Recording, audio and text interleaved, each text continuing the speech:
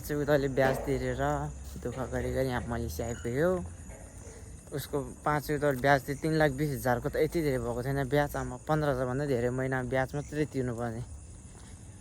अनि के भन्दा आफ्नो पैसा छैन, आफ्नो चिन्ने मान्छे छैन। त्यस्तो स्ट्रगल गर्दा गर्दै मलेसिया आइपुग्यो। 3 वर्ष अगाडिदेखि नै मैले 2-3 वर्ष अगाडिदेखि भ्लग चाहिँ सुरु गर्न थालेको थियो। मसँग राम्रो मोबाइल थिएन, स्यामसङ मोबाइल थियो। त्यो मोबाइल लास्टै ह्याङ चल्ने। त्यसमा वाइफाईहरू कनेक्ट गर्दा त लास्टै ह्याङ चल्ने कि त्यो मोबाइल चल्दै नचल्ने, कहिले अड्किने, कहिले के हुने, त्यस्तै हुन्थ्यो। Hello guys, welcome my YouTube blog. I hope हजुरहरू पनि सन्चै हुनुहुन्छ होला। म पनि एकदम ठिक छु। फेरि पनि म चाहिँ काममा जाँदैछु। भिडियो कस्तो लाग्छ लाइक कमेन्ट सब्सक्राइब गरिदिनु। म एक्लै हिँडेको आज चाहिँ दाइहरू चाहिँ पछि हुनुहुन्छ। उनीहरू पछि आउनुहुन्छ, कुनै नुहाइरहेछ कुनै के गरिरहेछ, त्यही भएर म चाहिँ अगाडि नै हिँडेको। आज मौसम पनि कस्तो दामी छ है। यतिको घर बनाउनु पाइने हुन्छ है जिन्दगीमा। त्यो भन्नु ठुलो तर केही पनि चाहिँदैन। यो घरको मालिकले चाहिँ यहाँनिर फुलमा पानी हाल्नुको लागि कस्तो दामी बाटो बनाएर राखिदिएको छ। यस्तो सजाएर राख्छ मान्छेको ठाउँमा। हाम्रो नेपालमा भयो भने त काटेर बाख्रालाई घाँस पो दिइहाल्छ त के फुल्यो हो भनेर। बाख्रालाई अघि नै पो त दिइसक्छ त खराब खुरुब बनाएर। हँसिया लगेर त्यो पनि आउँछ। गाउँघरमा त त्यस्तै त हो। अनि हँसिया लग्यो खराब खुरुब बनायो बाख्राले दियो। यहाँतिर कस्तो दामी तरिकाले मान्छे पानी हालेर सजाएर पो राख्छ त। आज पनि म तपाईँहरूले सेक्युरिटी देखाउँछ है त। त्यहाँनिर पर सेक्युरिटी छ होइन।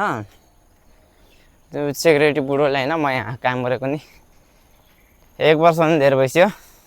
अझै चिनेको छैन। नाम के हो भनेर सोध्छ। अहिले एकछिन देखाउँछु है त म तपाईँहरूलाई। गेट पनि त खोलेको छैन रहेछ।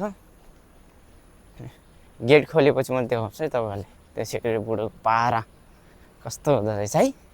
यही हो बुढो। मन्दिर पूजा गर्दैछ। यिनीहरूले भगवान्लाई चाहिँ लोत मान्छ है।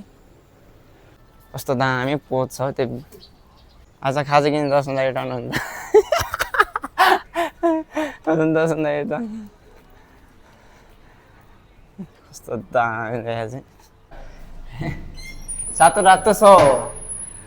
म चाहिँ अब ब्रेक टाइम भएर फेरि रुममा जाँदैछु। कस्टमरहरू अलिअलि छ। गर्मी त आज यति धेरै छैन गर्मी। आमामा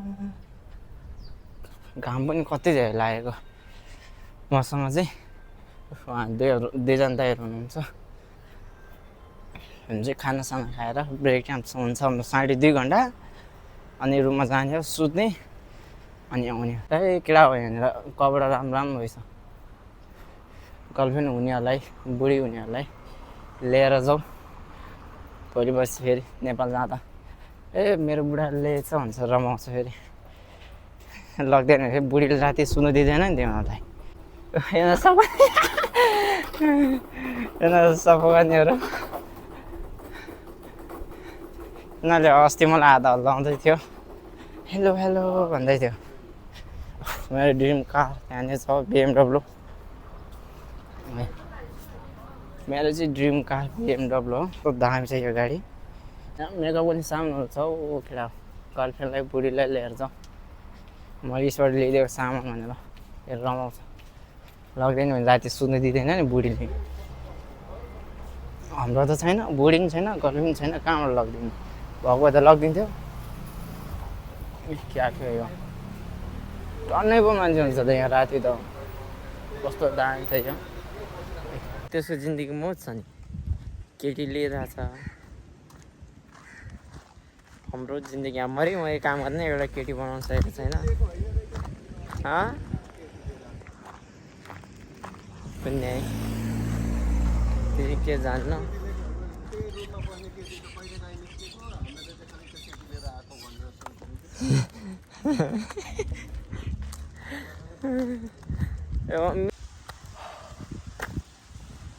निन्द्रा लागेको छ। जति सुत्दा नि पुग्दैन। कस्तो दामी रुख छ यो। माछा मारेर आयो क्या त्यहाँ। बल्छी थापेर माछा मार्दैछ। यस्तो यसको पर्छ मुला। खाना नेपालमा चाहिँ फ्रीमै पाउँछ यो कति सानो सानो है पिनाल भन्छ है हाम्रो यस्तै यस्तै सब्जीहरू छ यहाँ हेलो हेलो दोकानमा मान्छे छैन त म चाहिँ यहाँ आइसक्रिम खान आएको हेलो यो दोकानको मान्छे छैन त आइसक्रिम खाउँ भनेको मार्केट खाली मार्केट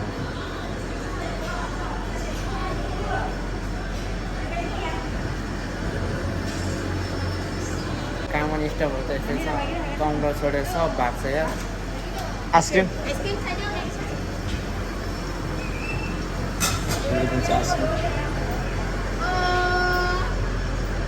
यहाँनिर रेडिमेड खानाहरू छ यहाँ चाहिँ स्टोरहरू भइहाल्यो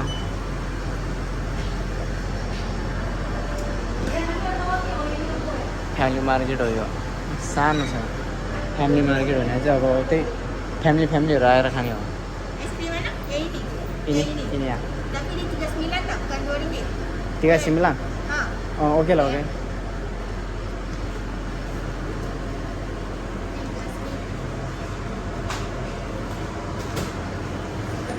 हामी चाहिँ 2 रुपियाँ देखाइरहेको थियो 3 रुपियाँ 50 सेन्ट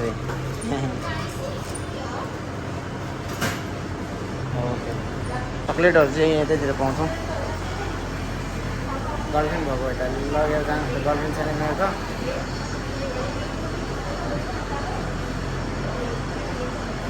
आइसक्रिम हरायो त हौ मेरो आइसक्रिम कहाँ हुन्छ खाली मार्केट हो यो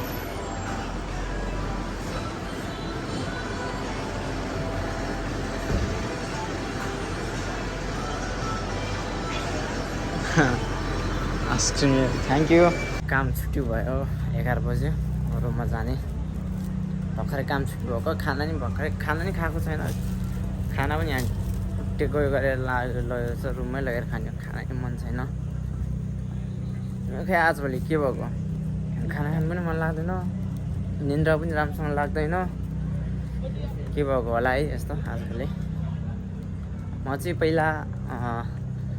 पहिला नेपालमा हुँदा चाहिँ के काम गर्थ्यो भने म चाहिँ पहिला नेपालमा हुँदा जाम काम गर्थ्यो जामी काम गर्दा गर्दै त्यो जामी काम घरतिर काम हुन्छ नि इँटा बोक्ने काम ढुङ्गा बोक्ने काम सिमेन्ट बोक्ने काम त्यस्तै गर्थ्यो अनि त्यस्तो काम गर्दा गर्दै म चाहिँ अहिले मलेसिया आएको छु मलेसियाबाट भ्लग चाहिँ मलाई पहिल्यैदेखि नै बनाउनु मन थियो मसँग राम्रो मोबाइल थिएन त्यही भएर भ्लग चाहिँ बनाउनु पाइनँ पहिला योभन्दा 2-3 वर्ष अगाडिदेखि नै बनाउनु मन थियो के गर्नु राम्रो मोबाइल थिएन म आफ्नोलाई इच्छा खानको लागि त अरूकोमा त्यहाँ भारी पनि काम गर्थ्यो ढुङ्गा ओसार्ने इँटा ओसार्ने त्यस्तै काम आमा उति पर हुनुहुन्छ अनि यस्तो गर्दा गर्दै भारी बोक्ने काम गर्थ्यो त्यस्तो गर्दा गर्दै आफ्नै पैसाले पासपोर्टहरू बनायो त्यही भारी बोक्ने पैसा अहिले पासपोर्टहरू बनाउनु पैसा जम्मा गरेर पासपोर्ट बनाएर मलेसिया आएको म चाहिँ पहिला पासपोर्ट चाहिँ यस्तै गरेर जामी काम गर्थ्यो जामी काम गर्दा गर्दै पासपोर्ट बनायो जामी काम गर्दा गर्दै मलेसिया आएको जाम काम गर्थ्यो दिनमा 700 पैसा दिन्थ्यो मलाई त्यो पनि ठेक्डा घाटा भयो भने ठेक्डा भाग दिन्थ्यो त्यतिखेर त अनि रुनु मन लाग्थ्यो है के गर्नु अब भाग्ने मान्छे भएर गइहाल्यो पो त्यस्तो गर्दा गर्दै म चाहिँ मलेसिया आइपुगेको मलेसिया आएको मलेसियालाई पासपोर्ट एप्लाई गऱ्यो अनि मलेसिया आयो त्यो पनि ब्याज मैले 5 रुपियाँ उताले ब्याज लिएको 3,20,000 पैसा मलाई दिन्थ्यो 3,20,000 को 5 रुपियाँ उताले ब्याज लिँदा अनि 15,000 भन्दा धेरै हुने एक महिनामा बल्ल तिरिसक्यो आएको त्यो ब्याज पैसा त्यो ऋण तिर्न नि टन्नै लाग्यो 9-10 महिना लाग्यो हाम्रो ओके बाई गुड नाइट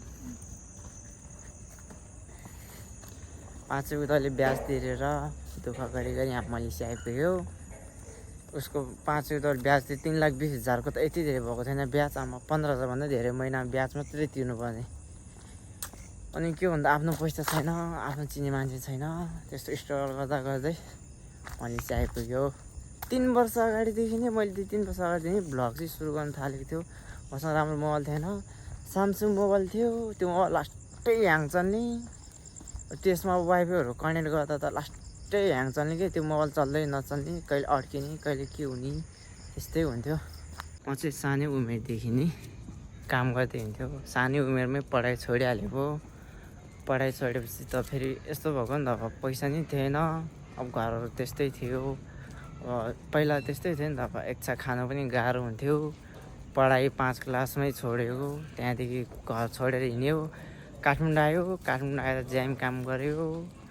ज्याम काम गर्दा गर्दै म चाहिँ सानै उमेरदेखि जस्तै ज्याम काम गरेर हिँड्थ्यो। अनि घरतिर खर्च पठाइदिन्थ्यो। त्यो अब दिनकै काम हुन्थेन, कहिले काम हुने कहिले हुन्थेन त्यो पनि। अनि खर्च पैसा माग्दा नि कस्तो गाली गरिदिन्थ्यो त्यहाँको ठेकेदारहरूले। मरि भारी पुगेको पैसा पनि, मलाई आज यति चाहिए ठेकेदार भनेर माग्नुपर्छ। अब त्यो घर बनाउने मान्छेलाई ठेकेदार भन्छ नि त, त्यस्तो भन्नुपर्छ। किन चाहियो तिमीले पैसा भनेर कराउँछ उल्टै। अनि घरमा त्यस्तो गर्दा गर्दै घरमा 10,000 15,000 पैसा दिन्थ्यो। अनि मेरो लागि त म केही पनि किन्थेन। एक जोर कपडाहरू किन्थ्यो, त्यति हो। त्यही कपडा काम गर्थ्यो, त्यही कपडामा हिँड्थ्यो। अनि एक कुरो त्यस्तो गरी हिँड्दै म चाहिँ मलेसिया आएको। एकछा खानु नै धौधो भएको थियो पहिला त। म चाहिँ भर्खर रुममा आइपुगेको। भिडियो कस्तो लाग्यो कमेन्ट गर्नु। हाम्रो रुम यस्तै, हाम्रो परदेशीको रुम यस्तै भुइँमा सुत्नुपर्छ। कपडा यस्तो लाथा लिन्छ, कपडा राख्ने ठाउँ पनि छैन।